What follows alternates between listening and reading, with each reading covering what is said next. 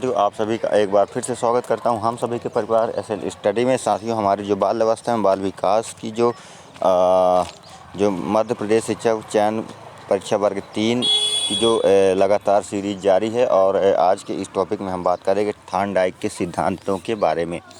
तो वीडियो पसंद आए तो वीडियो को लाइक कीजिए, शेयर कीजिए और चैनल को सब्सक्राइब कीजिए और अधिक से अधिक शेयर करिए और हमारे परिवार में जुड़िए। ठीक है, तो चलिए शुरू करते हैं आज का अपना एक शानदार सेशन थॉर्नडाइक के बारे में। ये 2-3 यहाँ पे सेशन है, जैसे पावलोव, कोहलर, थॉर्नडाइक, इनके जो महत्वपूर्ण सिद्धांत और जो इनका परिचय है, ये सारी जानकारी हम प्राप्त करेंगे। तो आज के इस टॉपिक में हम बात करेंगे थॉर्नडाइक। ठीक है, थॉर्नडाइक के कौन मनोवैज्ञानिक? थॉर्नडाइक जो है तो यह एक अमेरिका के मनोवैज्ञानिक है। ठीक है, ये कहाँ के मनोवैज्ञानिक है? तो यह अमेरिका के मनोवैज्ञानिक है। ठीक है, ये कौन है? ये पहले पशु मनोवैज्ञानिक है। ठीक है, प्रश्न में पूछ सकता है कि निम्नलिखित में से कौन सा मनोवैज्ञानिक पशु मनोवैज्ञानिक है? तो वह है थॉर्नडाइक। ठीक है, और ये जो है तो प्रथम शैक्षिक मनोवैज्ञानिक भी है। कौन है? प्रथम शैक्षिक मनोवैज्ञानिक है। तो आप यहाँ पे आपको जो है तो 2-3 प्रश्नों के उत्तर मिल जाएंगे कि जो है अमेरिकी मनोवैज्ञानिक कौन है? थॉर्नडाइक। और ये इन्हें पशु मनोवैज्ञानिक भी कहा जाता है और ये जो है तो प्रथम शैक्षिक मनोवैज्ञानिक भी इन्हीं को कहा जाता है। ठीक है, चलिए आगे देखते हैं कि थॉर्नडाइक जो है तो यह मनोविज्ञान में अधिगम के सबसे पहले नियम किसने दिया है?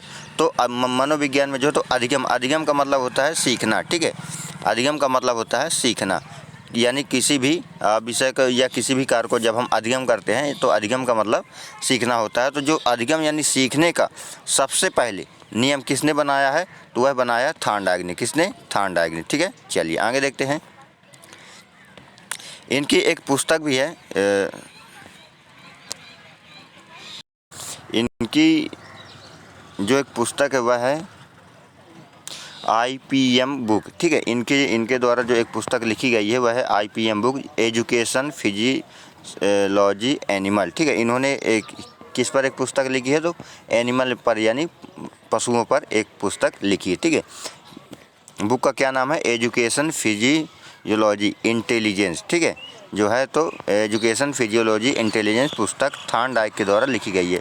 तो निम्न प्रश्न में पूछ भी सकता है कि निम्नलिखित में से एजुकेशन फिजियोलॉजी किस मनोवैज्ञानिक के द्वारा लिखी गई है? तो वह कौन है? थॉर्नडाइक है। ठीक है, चलिए आगे देखते हैं। वेरी इंपॉर्टेंट है यहाँ पे एक ये है कि थॉर्नडाइक ने अपनी पुस्तक शिक्षा मनोविज्ञान में सीखने के सिद्धांत का प्रतिपादन किया। किसका प्रतिपादन किया? सीखने के सिद्धांत का। किसमें? शिक्षा मनोविज्ञान में। ठीक है, तो यहाँ पे ये बहुत ही महत्वपूर्ण है क्योंकि ये प्रश्न में आ भी सकता है और ये आया भी है कि थॉर्नडाइक ने अपनी पुस्तक शिक्षा मनोविज्ञान में किस सिद्धांत का प्रतिपादन किया है? तो किस सिद्धांत का प्रतिपादन किया है? सीखने के सिद्धांत का। ठीक है, चलिए आगे देखते हैं, जिसे थॉर्नडाइक थ्योरी ऑफ लर्निंग के नाम से जाना जाता है। किसके नाम से? थॉर्नडाइक थ्योरी ऑफ लर्निंग के नाम से जाना जाता है। ठीक है, थॉर्नडाइक की मनोविज्ञान सिद्धांत। ठीक है, चलिए आगे देखते हैं कि थॉर्नडाइक ने अन्य सिद्धांत यानी थॉर्नडाइक ने इसके अलावा और कौन कौन से सिद्धांत दिए हैं? तो उन्होंने क्या? प्रयत्न एवं भूल का सिद्धांत। ठीक है, उन्होंने किसका सिद्धांत दिया? प्रयत्न एवं भूल का सिद्धांत भी दिया। प्रयास एवं त्रुटि का सिद्धांत दिया। देखिए, प्रयत्न एवं भूल का सिद्धांत कैसे? जब व्यक्ति या बालक जब कोई भी अधिगम करता है तो वह क्या करता है? प्रयत्न करता है। प्रयत्न करने के बाद एक भूल होती है, भूल भी होती है प्रयत्न में, फिर भूल होगी, फिर प्रयास करेगा, फिर भूल होगी, फिर प्रयास करेगा, है ना? तो इस प्रकार क्या है? ये प्रयत्न एवं भूल का सिद्धांत। फिर प्रयास एवं त्रुटि का सिद्धांत। तो प्रयास एवं त्रुटि का सिद्धांत इसी का पर्यायवाची, जैसे भूल का पर्यायवाची क्या हो गया? त्रुटि हो गया, यानी भूल यानी गलती हो गया, त्रुटि यानी गलती, है ना? प्रयत्न यानी प्रयास, यानी अगर बच्चा साइकिल चलाना सीख रहा है तो वह क्या कर रहा है? प्रयत्न कर रहा है। ठीक है, अब उसे क्या है कि अगर जो है तो वह तो साइकिल का चैन नहीं चढ़ा रहा तो वह क्या है? भूल हो जाती है। तो इस प्रकार जो है तो प्रयास और त्रुटि का सिद्धांत किसका है? थॉर्नडाइक का। फिर उद्दीपन और अनुक्रिया का सिद्धांत। उद्दीपन का मतलब क्या होता है? उद्दीपन का मतलब होता है और अनुक्रिया। जब व्यक्ति के अंदर उद्दीपन होगा किसी भी कार्य के प्रति, अगर उसके मन में आएगा तो वह क्या करेगा? अनुक्रिया करेगा। अनुक्रिया का मतलब होता है किसी भी क्रिया को करना। ठीक है, अनुक्रिया या व्यवहार करना। संयोजनवाद का सिद्धांत, है ना? संबंधवाद का सिद्धांत। तो इस प्रकार जो ये सिद्धांत है, प्रयत्न, भूल, प्रयास, त्रुटि, उद्दीपन, अनुक्रिया, संयोजनवाद और संवादवाद, ये किसके सिद्धांत है? तो यह थॉर्नडाइक के सिद्धांत है। ठीक है, चलिए आगे देखते हैं। यहाँ पे अगर हम देखें कि जो थार्नडाइक ने किस पर प्रयोग किया था, बिल्ली पर प्रयोग किया था। ठीक है, बिल्ली को क्या किया, एक पिंजरे में बंद कर दिया और जो है तो सामने एक मछली का क्या, मछली जो है मछली रख दी। कौन सी मछली, तो प्रश्न में पूछता है कि थार्नडाइक के द्वारा जो बिल्ली के प्रयोग में कैसी मछली को वहाँ पे भोजन के रूप में रखा था, तो मृत मछली को रखा था। ठीक है, यहाँ पे जो है तो भूखी बिल्ली और मृत मछली, ठीक है, जो महत्वपूर्ण है इनमें से। तो बिल्ली को क्या किया, एक पिंजरे में बंद कर दिया, वहाँ पे एक जो है तो इस तरह का ये फाटक लगा है, यहाँ पे रस्सी के द्वारा जो है तो जो है यहाँ पे एक लीवर लगा हुआ। ठीक है, जब और जो मृत मछली को कहाँ रख दिया था, बाहर रख दिया था। तो बिल्ली को चूँकि लगी थी भूख, तो बिल्ली ने जब जैसे ही मछली को देखा, यानी उसके अंदर क्या आया, उद्दीपन। ठीक है, उद्दीपक कौन हो गया, मछली हो गई। तो मछली जो है तो वह क्या हुई, उद्दीपन। ठीक है, वो उद्दीपन का कार्य किया और जैसे ही उसके मन में क्या आया, उद्दीपन, तो मछली ने क्या, अनुक्रिया करना प्रारंभ कर दिया। क्या करना प्रारंभ कर दिया, अनुक्रिया। अनुक्रिया का मतलब होता है उसके लिए वह चेष्टा करने लगी, प्रयास करने लगी कि वह जो है तो मछली को खा ले और अपनी भूख को मिटा ले। तो इसके लिए क्या कर दिया उसने, उछल कूद करने लगी, है ना, अपने प्रयास से जैसे मतलब वो बाहर निकलने का प्रयास कर रही, लेकिन वह असफल हो जा रही। ठीक है, लेकिन अचानक ही जब उसका पैर किस में पड़ा, लीवर में पड़ा। तो जब उसका पैर लीवर पे पड़ा तो क्या, वो जो फाटक था, फाटक क्या हो गया, खुल गया। जैसे ही फाटक खुल गया तो जब बिल्ली आई, बिल्ली खाई और बिल्ली को फिर से जो है तो थार्नडाइक जी ने अंदर कर दिया। ठीक है, अब उसके बाद फिर से वो मछली वहाँ पे रख दिया। तो जो बिल्ली थी फिर से वही उछल कूद करने लगी। तो 2-4 बार ऐसे उछल कूद करने के बाद जब वो उसको फिर वो समझ में आ गया कि अगर मैं इस लीवर पे पैर रखती है, मतलब उसे यह आभास हुआ कि वो जो है तो लीवर पे पैर रखेगी तो वो फाटक खुल जाएगा। तो ठीक है, इस प्रकार क्या है कि जैसे ही उसके सामने उद्दीपक आ जाता था तो वह क्या करती थी, उसके अनुक्रिया करती थी। उसी प्रकार जैसे ही प्रयत्न करेगी तो प्रयत्न में क्या होगा, भूल होगा। तो जैसे उसने प्रयत्न क्या किया कि खोलने का प्रयत्न किया, है ना, फाटक को, तो वो नहीं खुल पाया। तो उसके पास क्या, उसे भूल हो गई कि वह लीवर पे पैर नहीं रखी। ठीक है, फिर यही हो गया प्रयास हम त्रुटि का सिद्धांत। तो प्रयास क्या किया, बाहर निकलने का प्रयास किया, लेकिन वह त्रुटि बस बाहर नहीं निकल पा रही थी। ठीक है, ये हो गया एक संयोजनवाद। संयोजन का बाद जैसे ही उसने मृत मछली को देखा तो उसमें क्या, वह एक संयोजन स्थापित करना चाहती। ठीक है, उसको खा लेगी तो उसका संयोजन स्थापित हो जाएगा, है ना, संबंधवाद का सिद्धांत। इसी प्रकार जो सिद्धांत है ये थार्नडाइक ने दिया है। चलिए आगे देखते हैं।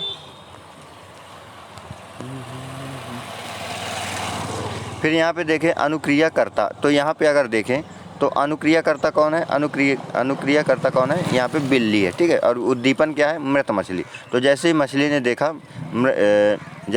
ने देखा कि वहाँ पे मृत मछली रखी, तो उसने क्या किया, अनुक्रिया करना प्रारंभ कर दिया। तो अनुक्रिया को हम किससे दर्शाएंगे, आर से, और जो उद्दीपन है उद्दीपन को एस से दर्शाएंगे। इसी को क्या कहते हैं, एस आर बॉन्ड। ठीक है, इसी सिद्धांत को कहते हैं एस आर बॉन्ड।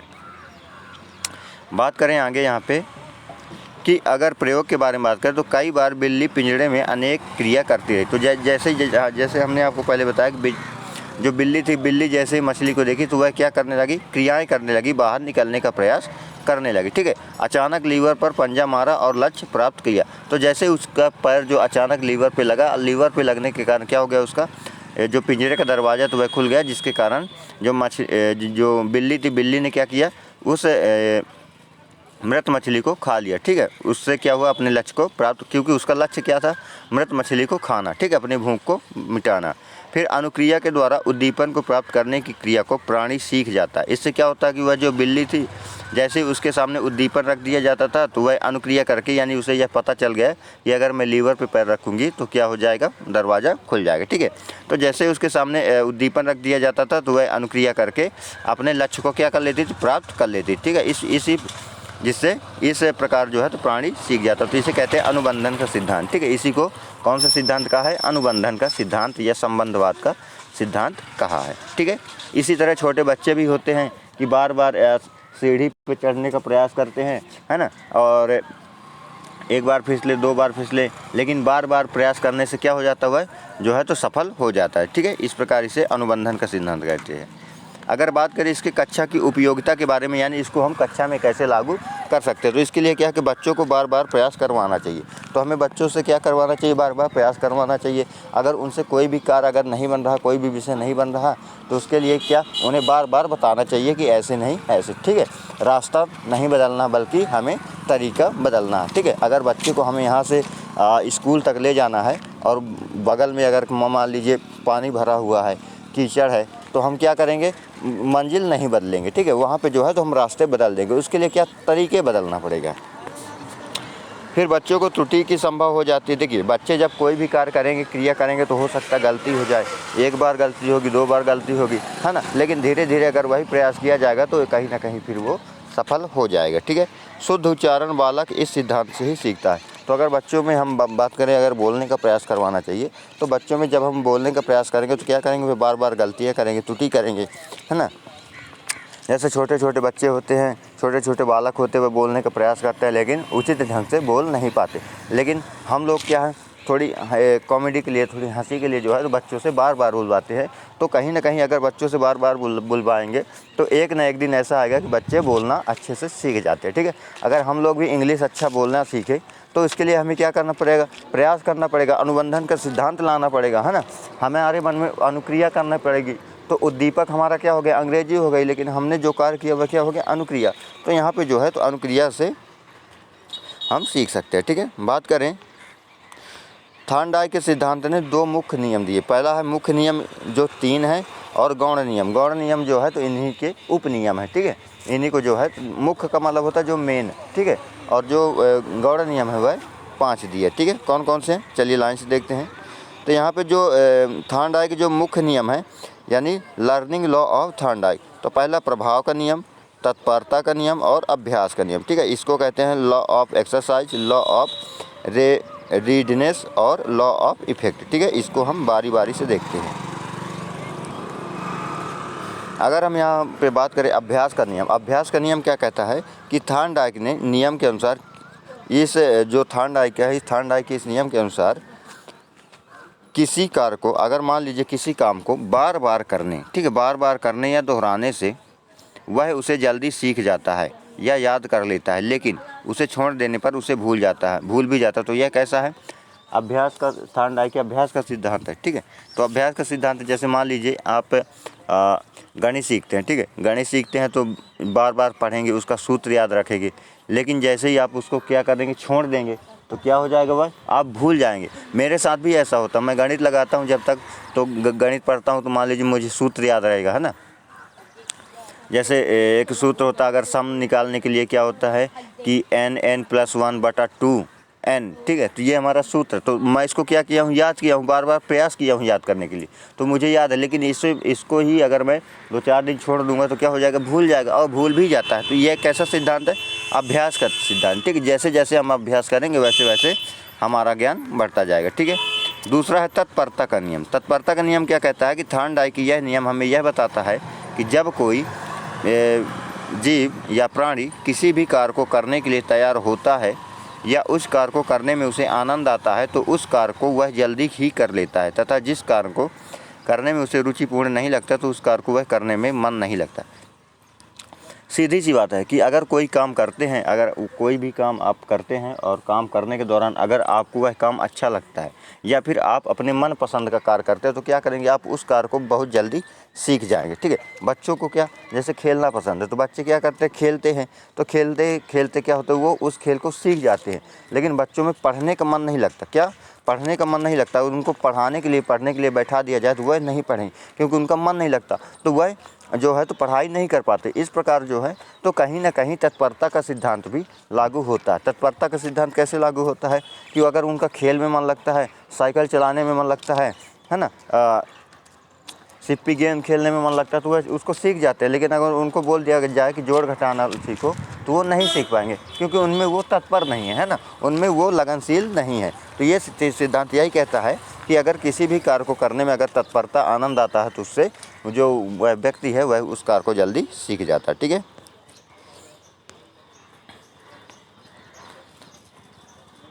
बात करें यहाँ पे प्रभाव का नियम। तो प्रभाव का नियम क्या कहता है कि थॉर्नडाइक का यह नियम हमें क्या बताता है कि जिन कामों को करने में व्यक्ति को क्या मिलता है, आनंद या संतोष मिलता है, उसे वह बार बार करता है, और जिन कार्यों में असंतोष मिलता है उसे वह नहीं करना चाहता। ठीक है, तो यहाँ पे जो प्रभाव का नियम क्या कहता है कि अगर कोई भी कार्य करते हैं, अगर उस कार्य को करने में हमें क्या संतोष प्राप्त है, संतोष का मतलब होता है आत्मानुभव, है ना।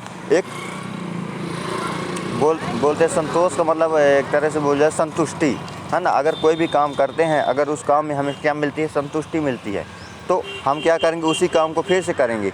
ठीक है, लेकिन अगर कोई भी काम कर रहे हैं, अगर हमें संतुष्टि नहीं मिल रही है, हमारे मन में ठंडक नहीं जा रही है, तो हम उस काम को नहीं करेंगे। उसी को क्या कहते हैं, प्रभाव का नियम। ठीक है, चलिए आगे देखते हैं। यहाँ पे अगर बात करें, हमने तो थॉर्नडाइक के मुख्य सिद्धांत देखे, अभ्यास का नियम, तत्परता का नियम और प्रभाव का नियम। वहीं पे अगर बात करें गौण नियम, तो कहता है कौन सा है, बहुप्रतिक्रिया, मनोवृत्ति, आंशिक क्रिया, आत्मीनीकरण और सहचर्य। ठीक है, इनको हम क्रमानुसार देखेंगे। ठीक है, बात करें बहु प्रतिक्रिया का नियम क्या कहता है कि जब हम कोई नया काम करना सीखते हैं, तब उसके प्रति अनेक और विभिन्न प्रकार की प्रतिक्रियाएं करते हैं। ठीक है,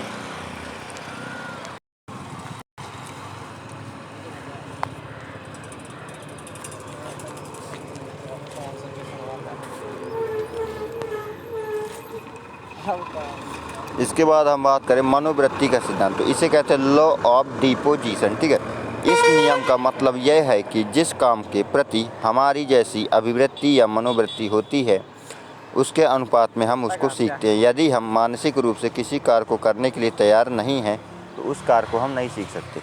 तो यह नियम क्या कहते हैं, मनोवृत्ति का नियम। मनोवृत्ति का नियम मतलब जिस भी कार्य को करने के लिए, मान लीजिए अगर आप कोई भी कार्य कर रहे हैं, अगर आपके अंदर उस कार्य को करने की मनोवृत्ति नहीं है, या फिर उस काम को करने के लिए लगनशील नहीं है, उस काम में आपका मन नहीं लगता, तो आप क्या करेंगे, उस काम के प्रति आपका जितना मन लगता आप उतना ही कार्य सीखते हैं। मान लीजिए आप कोई काम सीख रहे हैं, अगर आपका उस काम में मन नहीं लगता, मान लीजिए आधा मन लगता है 50%, तो आप उस काम को कितना सीखेंगे, आप 50% ही सीख सकते हैं। ठीक है, यदि हम मानसिक रूप से किसी कार्य को करने के लिए तैयार नहीं हैं, अगर हम उस कार्य को नहीं करना चाहते, अगर उस काम को, मान लीजिए आप क्या जैसे साइकिल चलाना सीख रहे हैं, ठीक है, अगर आपको कोई ज़बरदस्ती साइकिल चलाना सिखा रहा है और आप नहीं सीखना चाहते, तो आपका मन नहीं लगेगा, तो आप क्या करेंगे, उस काम को आप कितना भी करेंगे, आपको कोई कितना भी सिखाएगा, लेकिन आप नहीं सीख सकते। ठीक है, इस प्रकार क्या होता है, यह मनोवृत्ति का नियम कहलाता है। ठीक है, बात करें यहाँ पे हम आंशिक क्रिया का सिद्धांत क्या कहता है, तो आंशिक क्रिया का सिद्धांत जो है, तो आंशिक क्रिया का नियम क्या कहता है, लॉ ऑफ, इसे पार्शियल एक्टिविटी कहते हैं। ठीक है, इस नियम का अनुसरण करके हम जिस काम को करना चाहते हैं उसे छोटे छोटे अंगों या भागों में विभाजित कर लेते हैं। ठीक है, इस प्रकार का विभाजन कार्य को सरल और सुविधाजनक बना देता है। ठीक है, इस नियम का क्या, आंशिक का मतलब कहता है छोटे छोटे भागों में बांटना। मान लीजिए आप क्या कर रहे हैं, जैसे हिंदी का सिलेबस याद कर रहे हैं, ठीक है, आपके सिलेबस में कितने टॉपिक है, 5 टॉपिक, समास, संज्ञा और संधि। तो आप क्या करेंगे, उसको एक ही बार में तो नहीं सीख सकते। ठीक है, उसके लिए क्या करेंगे, आप छोटे छोटे भागों में उसे बांट लेंगे। पहले संधि सीखेंगे, फिर काल सीखेंगे, समास सीखेंगे, फिर विच्छेद सीखेंगे। इस प्रकार क्या करेंगे, आपका जो कार्य होगा वह सरल बनेगा, सुविधाजनक बनेगा और सुस्पष्ट बनेगा। ठीक है, इससे आप क्या करेंगे, जल्दी सीख सकते हैं। ठीक है, यह कौन सा सिद्धांत है, आंशिक क्रिया का सिद्धांत। ठीक है, आत्मीयकरण का सिद्धांत क्या कहता है कि जब व्यक्ति के सामने कोई नई समस्या आती है, तो वह अपने पूर्व के अनुभवों, प्रयत्नों व स्मरण करता है और उनमें तुलना करता है। ठीक है, उनके अनुसार क्रिया कर समस्या का समाधान खोजने का प्रयास करता है। तो क्या करता है, आत्मीयकरण का मतलब, जैसे आपने कोई कार्य सीखा, ठीक है, आपने उस कार्य को, जैसे एग्जाम्पल के तौर पर बात करें कि आपने साइकिल चलाना सीख लिया। ठीक है, आपने साइकिल चलाना सीख लिया, लेकिन जब साइकिल चलाना सीख रहे थे तो उस समय कौन कौन सी समस्या आती थी कि आपको साइकिल की चैन उतर गई, हवा भरना है, ठीक है, उसके जो है तो ट्यूब निकालना है, अगर ख़राब हो गई तो आप क्या करेंगे, जैसे ही आपके सामने वो समस्या आएगी, ठीक है, तो आप क्या करेंगे, मान लीजिए साइकिल की चैन उतर गई, तो आप वहाँ पे आपको ध्यान आ जाएगा, पूर्व ज्ञान के जो है तो स्मरण हो जाएगा कि हाँ साइकिल की अगर चैन उतरती है तो हम क्या करेंगे, उसको चढ़ाने का प्रयास करेंगे। अगर साइकिल की हवा नहीं है तो अब हम उसमें हवा भरेंगे। तो ये किया क्या, पूर्व अनुभव है, पूर्व ज्ञानों के आधार पर जो है तो हम उस जो समस्या आई है उस समस्या का समाधान कर सकते हैं। तो इसी को क्या कहते हैं, आत्मीयकरण का सिद्धांत। ठीक है, बात करें यहाँ पे सहचर परिवर्तन का सिद्धांत, तो यह क्या कहता है कि अधिगम के गौण नियम का यह अंतिम और कौन सा नियम है, 5वां नियम है। ठीक है, सहचर परिवर्तन का नियम है। इस नियम के अंतर्गत प्राप्त ज्ञान का उपयोग अन्य परिस्थितियों में किया जाता है। सहचर का मतलब क्या होता है? आवश्यकता के अनुरूप ज्ञान का उपयोग करना। जैसे मान लीजिए आप डीजे बजाना सीख रहे हैं, ठीक है। जैसे ही आपने डीजे बजाना सीखा तो जब आपने प्रयास किया कि डीजे बजाने के लिए हमें पहले लीड खोजना पड़ता है ना, लीड को खोजने के बाद हमें म्यूजिक सेटिंग करना पड़ता है। तो जब आपके सामने वो समस्या आएगी तो आप क्या करेंगे? उस पूर्व ज्ञान के आधार पर उस समस्या का समाधान कर लेंगे। मान लीजिए आपको 2000 की बुकिंग मिल जाएगी, डीजे बजाने जाना है, ठीक है। अब जब आपको डीजे बजाना जाना है तो आपने तो अपने पूर्व ज्ञान के आधार पर वहाँ पे गए। जैसे अब आपको बोलेगा कि आप सेटिंग कीजिए, तो आप क्या करें? पहले लीड मोबाइल में खोसेंगे, पूरा सेटअप बनाएंगे, म्यूजिक वाला सिस्टम चलाएंगे। तो क्या करेंगे आप? अपने पूर्व ज्ञान के आधार पर जो है तो उसको सहचर के नियम के तहत आगे बढ़ा सकते हैं। तो आई होप साथियों आपको वीडियो पसंद आई होगी। वीडियो पसंद आए तो वीडियो को लाइक कीजिए, शेयर कीजिए और हमारे चैनल को सब्सक्राइब कीजिए और कमेंट करके बताइए वीडियो आपको कैसी लगी। फिर मिलेंगे एक नए टॉपिक के साथ। तब तक के लिए जय हिंद, जय भारत, वंदे मातरम।